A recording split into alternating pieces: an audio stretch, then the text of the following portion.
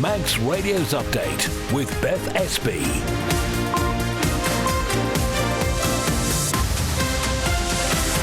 Fatima, good evening. Welcome to Update, your weekday roundup of what's been happening news-wise today. Coming up in the next half hour, after more than 10 years of planning, there's a new facility to support cancer patients and it's just weeks away from opening. We've been for a look round. Also tonight, there's frustration in the north of the island at the delays to replace the Cummal Mooar facility.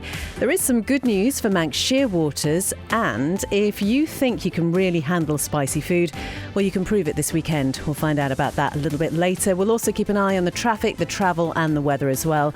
And as ever, if you'd like to get in touch about any of the stories you hear about, you can always text us. It's 166 177, or you can email studio@manxradio.com. We'll start by joining Siobhan for the news headlines. Fatima. The chair of the island's employment tribunal has refused to block a whistleblowing claim against Manx Care after the Attorney General's chambers alleged the claim was vexatious, abusive and otherwise unreasonable. A ruling by Douglas Stewart rejected the application to strike out Dr Kelly Elliott's claims of unfair constructive dismissal and protected disclosures. The search for a missing Manx woman in Manchester is ongoing. Greater Manchester Police has confirmed to Manx Radio. Jolene Cowell was reported as missing on Saturday the 6th of September. The staff at Cummal Mooar continue to do a great work under difficult circumstances, but they're working in a building that's long past its best. That's from Ramsey Town Commissioner Joe McGuinness, who says a Tynwald written question published this week simply confirms what Ramsey residents already know. There's just no investment and nothing but glib platitudes from the government. Isle of Man Energy is set to reintroduce a customer service counter almost 2 years after it closed. Its face-to-face office was shut in November 2023, with the supplier saying it was adapting to the changing needs of its customers and investing more in its online and call centre offerings. Further afield, Lord Mandelson has been sacked as ambassador to the US after new details emerged concerning his friendship with the paedophile Jeffrey Epstein. Moments of silence have taken place in the US, marking the exact time hijacked planes hit the World Trade Center's Twin Towers in New York 24 years ago. A rifle's been found, though a suspect is still on the run after the shooting dead of far-right influencer Charlie Kirk at a university event last night. Bo Mason, Commissioner of the Utah Department of Public Safety, says the gunman's thought to be of college age. After the shooting, we were able to track his movements as he moved to the other side of the building, jumped off of the building, and fled. We do have good video footage of this individual. We are not going to release that at this time. And Ireland is threatening to pull out of Eurovision next year if Israel competes. They're your headlines. I'll have your news at 6. Thank you very much, Siobhan. Now the weather brought to you by Manx Glass and Glazing. So there is a risk of a few blustery showers this evening. There will still, though, be some clear intervals. Fresh to strong winds, minimum temperatures overnight of around 10. There is a yellow weather warning in place for coastal overtopping. That's from 1 o'clock tomorrow morning until 5. Then tomorrow, largely dry for much of the day. Just the odd shower around, but the showers will become more frequent and organised, whatever that means, in the evening and for a time overnight as well. It's still going to feel quite breezy in the fresh to strong west or southwest wind, and best temperatures tomorrow will be 16 Celsius, and it is going to stay unsettled over the weekend, and we are expecting strong winds and showers or longer spells of rain at times. Sunset this evening 7:46, sunrise tomorrow morning 6:45. Manx Glass and Glazing can supply and install single, double and triple glazing. Call 674 573 or visit the showroom on the Snugborough Trading Estate. Lost your keys? Got locked out? Get in with Kevin's Keys, your fast, reliable locksmiths 24/7. Homes, cars and bikes, Kevin's Keys do it all. And why not get a spare set cut and chipped just in case? Call Kevin on 287 287. At Begode Cattery, we have been caring for animals for over 50 years. As a cattery, we care for customers' cats and treat them as our own. Contact Begode Cattery on 676 947 or find Begode Cattery on Facebook. SMS Trading. New and second-hand furniture from flat pack to fully built. See our range at 3 St Paul Square, Ramsey. All-island delivery and man-in-a-van service available. Call SMS Trading on 315151 or find SMS Trading on Facebook. Reach the Isle of Man's biggest radio audience with Manx Radio. Airtime, sponsorship and digital opportunities available. For more information on how we can help your business grow its market share, contact the friendly, experienced team on sales at manxradio.com. You're listening to Update. It is exactly 5:05. And as we just heard in the headlines there, the chair of the Islands Employment Tribunal has refused to block a whistleblowing claim against Manx Care after the Attorney General's chambers alleged the claim was vexatious, abusive and otherwise unreasonable. Now, this ruling by Douglas Stewart rejected the application to strike out Dr Kelly Elliott's claims of unfair constructive dismissal and protected disclosures. Sean Cowper has the details. The healthcare provider's legal representative claimed the tribunal has no jurisdiction due to shortcomings in the case. Philip Farrer from the AG's chambers alleged Dr Elliott's filings don't comply with the rules of the tribunal and also claimed the case was an abuse of the process, labelling them as abusive, vexatious and otherwise unreasonable. Mr Stewart dismissed the application, saying the requirement is for a brief summary of facts, not a full case, which he says Dr Elliott complied with. He also said he considered it to be inappropriate to allege the doctor's claims are vexatious, stating there's no valid reason to make such a serious allegation, which attributes positive and actual misconduct by the other party. Dr Elliott prepared her initial form to the tribunal without legal representation, but has since secured the services of an advocate. Mr Stewart found there was a serious danger of respondents regularly seeking to strike out complaints made by unrepresented litigants if he accepted Mr Farrer's submissions. He went on to say adopting too legalistic an approach will tilt the level playing field even further against too many bona fide complainants who do not understand the legal niceties. Mr Stewart's ruling means Dr Elliott's tribunal will be able to proceed. John Cowper reporting there, and we have invited Manx Care to respond to Mr Stewart's comments. 6.5 minutes past 5, and after more than 10 years of planning, there's a new facility that's going to support cancer patients on the island, and it's just weeks away from opening. This is a state-of-the-art centre. It's at Nobles Hospital, but it's been designed and funded entirely by Manning Cancers and the Manx Breast Cancer Support Group. So it's just opposite the main entrance and aims to provide a warm, welcoming space for patients and their carers. The project costs just under £2.5 million and has been paid for through community fundraising efforts. Amy was given an early look at the site with Derek Peters, Julie Stokes and Karen Wagstaff. To be honest, this has been in our minds for about 10 to 15 years as somewhere where cancer patients can come and just unload or get proper support and really good, useful information. So yeah, it's really exciting to see it come together. And you come in and no part of this feels clinical in any way, does it? It very much feels like it's going to be a space that is more comforting and is aimed more at support. Yeah, we have one clinical room, but no, the rest is. It's so important to us that the feel is that it's a comfortable, tranquil building. How does it feel seeing it all together now? It's quite emotional, really, to see it all coming together because we actually never thought that this day would ever come. So, Derek, then maybe talk me through the building itself. So we're standing in here. How is it going to work for people who are going to be coming in and using this facility? Well, the idea of the building is that it's see-through. So as a patient and you're walking into an area, if you don't feel like you are ready to talk or ready to get that level of support, you can get out straight away. So the idea is that you look into the building, you can see straight through it. So immediately you're feeling like you're not boxed in. And then where we're standing now is going to be psycho-oncology support from our friends at Minds Matters. And that's for people who are feeling a little bit more than just upset or down. It's somewhere they can go and get professional support from professional psycho-oncologists. So psycho-oncology is really, really important to the centre, and they're tucked where we're standing now. But the beauty of this part of the building is it is part of the building, but isn't part of the building. It's somewhere you can go to feel safe, but you're not in the view of the public or anything. So you can escape if you want to. So the idea of the design is very much around what the patient. We've all had cancer. We've all walked down those dark, dank corridors. We know what it's like, and we're trying to put our experience into this building. That is Derek Peters from Manning Cancers. We also heard from Julie Stokes and Karen Wagstaff, both talking to Amy there. And the Manning Cancer Centre due to open in a few weeks. And there's a video on the Manx Radio Facebook page if you want to have a look at it. Coming up to 5:10. So if you have spent the last 2 years lamenting the loss of the public counter service at the Isle of Man Energy, formerly Manx Gas, then there's some good news for you tonight. As you might have heard from Siobhan at the top of the hour, come next week it is set to reopen. And Lewis is with us now. Fastyr Lewis. Shearwaters. Just remind us first why this public counter was closed in the first place. Fast am I. So it was back in November 2023. We were told that this face-to-face service would be no more. At the time, the supplier said it was adapting to the changing needs of its customers and investing more in its online and call centre offerings on the island and in Glasgow. It described this move as an improvement, reflecting the fact it said that most customers now prefer the convenience of managing their accounts online or over the phone from wherever they are whenever they want. It wasn't the total end of its face-to-face services, though, as it launched an appointment service for vulnerable customers and those with especially complex requirements. But from what we heard at the time, not a lot of customers were happy about this move. So what's going to happen now then? So the company has announced today that its public service office on South Quay in Douglas will reopen from Tuesday next week.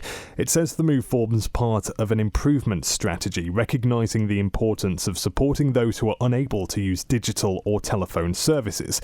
We should say the energy supplier has told us that in addition to billing and payment issues, customers can also get advice on energy saving tips or book a free home energy consultation to ensure they can maximise their heating in the most cost-effective way. As we're aware, winter is approaching. It's also re-emphasised the importance of making contact with the energy provider if you're worried at any time about your gas bills. Its regular online and phone services are continuing, of course, and it adds that it's made a significant investment in its website, online account management portal and its call centres. OK, Lewis, so just remind us, it is fully reopening next Tuesday. Yeah, that's right. So Tuesday the 16th of September with opening hours of 9 to 5, Monday to Friday. They're making a day of it as well. Douglas Central MHK Chris Thomas will officially reopen the facility at midday on the day. You'll be there. Oh, I will. I hope there's cake. Lewis, thank you very much indeed. 11 minutes past 5 now. And earlier this week, a written Cummal question revealed there's still no set date for a financial motion on replacing Ramsey's Cummal Mooar facility. Now, the original plan was for a 45-bed residential home with a day centre, but Health Minister Claire Christian confirmed her department and Manx Care were now reviewing the design to align with the government's Home First model. The update has caused some frustration in the north, with some residents saying it highlights a lack of investment in the area. And Ramsey Town Commissioner Ewan McGuinness told Siobhan that he's disappointed but not surprised. It's easy to say Cummal Mooar is a clear priority, but the complete lack of any meaningful action over the last 2+ years, I think, evidences that it's not a clear priority. And I have no real hope of anything happening before the next general election. This just feels like another example of Ramsey in the North being second best on the island, that we have a facility that is staffed with great people and provides a really important service, but needs to be updated for the benefit of the whole community in the North and the island as a whole.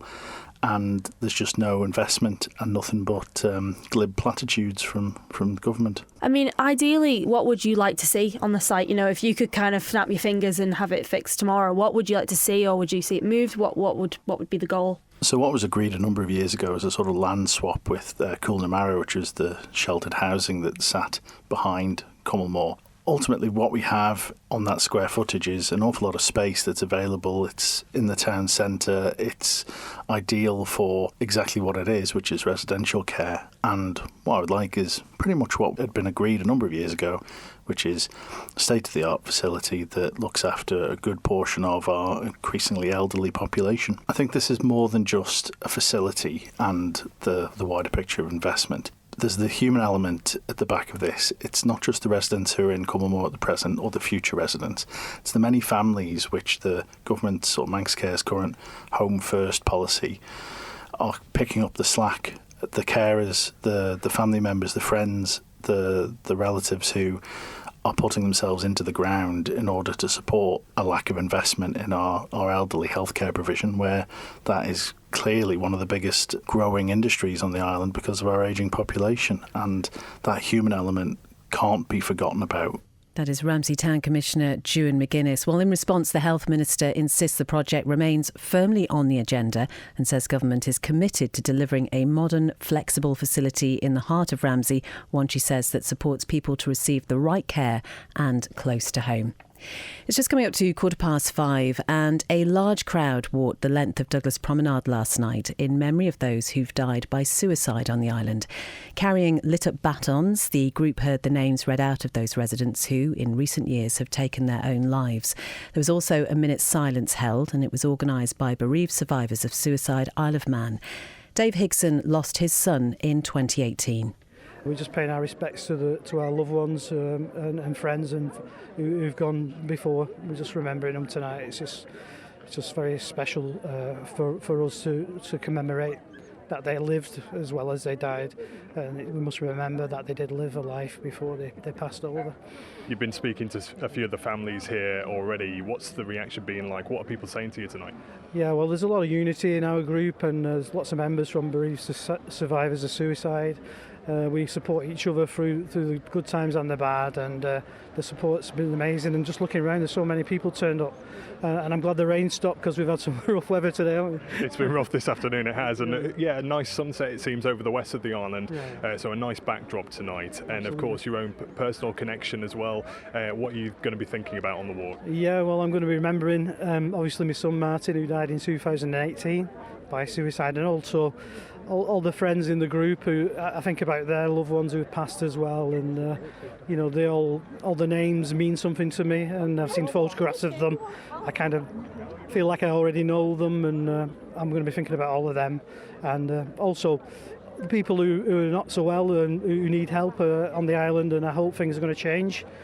I hope the government's going to put some money into funding and help the people who need it over here. It's very important that we stop these numbers or get these numbers down as much as we can. That is Dave Higson from Bereaved Survivors of Suicide Isle of Man. And if you've been affected by anything you just heard, help is available at manxradio.com/support.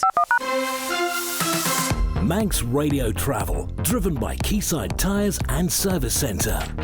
Well, nothing to report on the police pages this evening, so it's just the usual lights that are around at the moment. South Quay, there are temporary lights at the roundabout with the Old Castletown Road and the bridge. They're 24 hours a day for patching works. There are quite a few delays around that area at the moment. Temporary lights on Saddle Road, also until February next year on Braddon Road, just up from Braddon Bridge. There's work on the entrance there to that new residential development. Near Union Mills, temporary lights on Mount Rule, and in Peel there's a stretch of Glenfaber Road which is closed for installation of a new water main.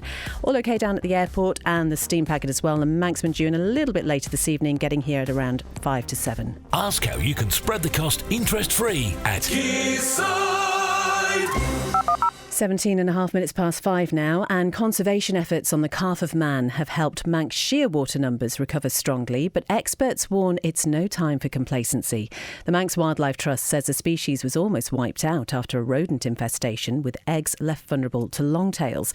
But action to control the rodents has seen the seabird population soar. Chloe Hurst from the Trust and ecology consultant Mike Haig have been talking to Dave Moore. Many islands have this same problem, so animals are brought over. Because Manx shearwaters nest in burrows, they're very susceptible to those predators like longtails, which will eat the eggs in the nest in those burrows. So the Manx shearwater population was effectively wiped out on the Calf of Man, but due to an extensive eradication programme and now ongoing monitoring and camera traps and everything that are on the island there, the Manx shearwater population is now around 1,000 plus pairs. So the population has bounced back incredibly well, but that doesn't mean that we can just leave them to it. The Calf of Man has a really important biosecurity plan and lots of management in place, and again I'm sure lots of other islands are having to tighten up on their biosecurity to ensure that population can be sustained. So what is Manx Wildlife Trust doing, and what is Manx Wildlife Trust hoping others can do to help protect the island's bird life? We advocate marine nature reserves. As I've said, they're really important zones to protect food and foraging. And we, of course, monitor developments on the island to make sure that they're in the right place with regard to the environment and wildlife, so that disturbance to vulnerable species is kept to a minimum wherever possible. And of course, we continue to manage our own nature reserves. For example, we've mentioned the Calf of Man along with Manx National Heritage there. Very important sanctuaries for birds. That is Mike Haig and Chloe Hurst both talking there to Dave Moore. 5:19. Well, organisers of the gruelling end-to-end walk challenge have hit a big milestone for this year's race, which is due to take place on Sunday. For the first time in at least a decade, more than 300 people are signed up to take on the event. Race director Tony McIntosh was asked why he thinks it's grown in popularity. The difference going back for a few years, we've got MFX on board now, and then that's allowed us to reinvest in the actual walk. So we've been able to advertise a lot more and just put the walk out there a bit more. And I think people are picking up on that. We're using social media a lot more than we ever have. And I think people maybe are just seeing it as it's just another challenge there to go and have a go at and see if they can do it. I think we're kind of, we want the quick boys at the front, quick ladies as well, because there's some brilliant ladies. But we're also happy to have the guys who just want to come along, see how they do, see how far they can get and see what they can achieve. And I think people are realising that now. You don't have to get to the end. You can just do what you can do and, see where you get to. Of course, to cover the distance of a course like that requires a lot of volunteers, a lot of marshals. So how are numbers looking for that side of things this year? Yeah, I mean, we're blessed. We've got around 80 marshals who come out and help year on year. They all come out of the woodwork and we couldn't do it without them, to be honest. There's so many people involved actually in the race, whether it be marshals, timekeepers, even from the sponsor side of things. We actually deal with about 90 different companies just to put the day on. I can't thank the marshals enough because they're stood out there in the weather all day. Massive thanks to them. We are aware, of course, that the weather forecast is not looking too promising for Sunday. So if there are to be any changes just with regards to the conditions, what options have you got on the table as organisers? Okay, so obviously our ultimate aim is to get the event on and get everybody to the sound. We've got to do that safely. We've got to make sure everybody's not in any danger, and even for the marshals and things. So yeah, we do have contingencies in place which we're working through at the moment. The forecast is changeable. It's not written in stone right now. I am hopeful that we should make a decision on Friday as to what we'll do, whether we'll have to shorten the race slightly. As I say, that's purely based on safety of everybody. That's a race director of the end-to-end walk, Tony McIntosh, talking to Rob there. Now, the Isle of Man's Cricket Development Officer says it's hoped a new state-of-the-art indoor cricket centre for the island will be open in the next few months. Speaking to Darren Timpson, Greg Wright was also asked how the new look formats for the sport on the island have been received in 2025 after a big shake-up which came in for the latest season. I don't think you'll ever find something that will suit everybody, but having 3 different formats of cricket meant that it gave a lot of opportunity for people to try what they liked. We had a lot of changes in the domestic structure, which brought 16 over and 10 over cricket into the evening leagues at the start of the year and the end of the year to try and counteract bad light and also to try and cater in for the 10 over, the ECN format stuff. Then a lot of the longer format, 40 over, was trimmed down to 20 over at the weekends to allow 2 games in a day. A lot of positive feedback around the 20 over at the weekend. Very mixed on the T10. It's something that's a bit of a work in progress. We only played that in the Premier League, so only 6 clubs experienced that. Those that did well in it liked it. Those that didn't do so well weren't massive fans. Is the new centre going to allow more training over the winter as well? Yeah, the national sides tend to do 1, maybe 2 sessions a week through the winter. We usually have a bit of a breather now until November. But this will allow more opportunities to train. We still have to take into consideration people's time, how much time they've got, but having the opportunity to then be able to just go down and maybe 2, maybe 3 sessions a week where people can pick and choose which one suits them best. Then domestically, with the season only being 12 weeks long now with TT and whatever else not, it'll allow not just national team players to play longer, but also those who aspire to get better. And so do you think with the introduction of this centre that maybe the playing field amongst some of the cricketers will be able to become a little bit more even? We're genuinely hoping so. Obviously, there are other sports to take into consideration. People play other sports and that's fine. But, for those that can find an hour or 2 here or there and just want to drop in and give themselves the best chance, then they can do. That's Greg Wright talking to Darren Timpson. Coming up to 24 minutes past 5. And if you think that you can handle seriously spicy food, you can prove it this weekend as the Chili and Barbecue Festival heads to Onken Pleasure Park for its second year. Now, this is organised by Fire Island Chili Farm, and the event is billed as a celebration of food with hot wing challenges, food stalls, live music and other things going on as well. The organiser, Stuart Mead, has been talking to Amy. In 2024 and 25, the Chili and Barbecue Festival is the only thing really that celebrates Manx food. So that's another great thing as well. It's a chance to come and support local suppliers, local farms, local providers, because most of our vendors buy the vast majority of the stuff from local suppliers. So it's a chance to support them as well. You know, it wasn't without its difficulties this year. We've had to change location. We were in Castletown last year. And you talk about the lack of a food festival, and has the reception from the local vendors that you have, are they relieved to have somewhere that like this, that they can market their produce? Yeah, absolutely. I mean, it's always great to have these kind of events. There is a huge gap in the September calendar now with the Food and Drink Festival sort of on hiatus, I guess. Until at least next year. So this is an opportunity to fill that gap in everyone's calendars. It was a huge miss for everyone, the Food and Drink Festival. And this does it in a different way. We're not trying to be a food and drink festival like the Food and Drink Festival was. We're trying to do something different with it and have a little bit of fun with it. We traditionally maybe have this idea of Manx food being queenies or spuds and herring or a roast dinner or things like that. So it's showing really the flexibility of local produce out there as well. We'll have loads and loads of different food vendors producing things under that remit. So even local favourites will be producing something new and something different. It's a chance to try different dishes.